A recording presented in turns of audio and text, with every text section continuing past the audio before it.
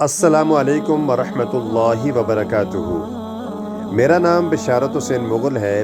آج کی ویڈیو میں ہم بات کریں گے بسم اللہ الرحمن الرحیم میں جو رحمان اور رحیم آتا ہے اس سے کیا مراد ہے۔ رحمان اور رحیم دونوں کے معنی عربی زبان میں رحم کرنے والے کے ہیں۔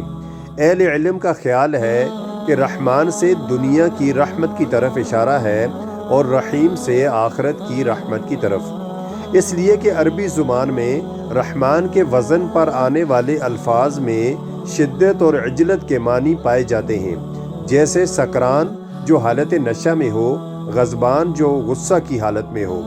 ظاہر ہے کہ غصہ اور نشہ نہایت شدید کیفیت کے ساتھ طاری ہوتا ہے، لیکن اس کا اثر جلد ہی جاتا رہتا ہے۔ یہی حال دنیا میں اللہ کی رحمتوں کا ہے کہ یہ رحمت شدید ہے۔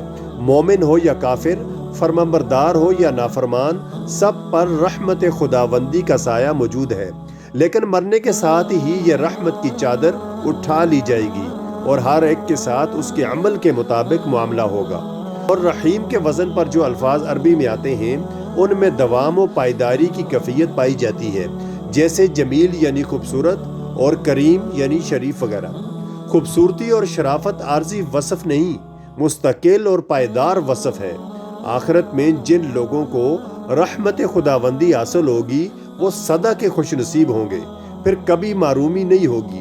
اسی لیے رحیم سے آخرت کی نہ ختم ہونے والی رحمت کی طرف اشارہ ہے۔ اگر آپ کو یہ ویڈیو اچھی لگے تو اس کو لائک اور شیئر کر دیں اور چینل کو سبسکرائب اور ایک اچھا سا کمنٹ بھی ضرور کر دیں۔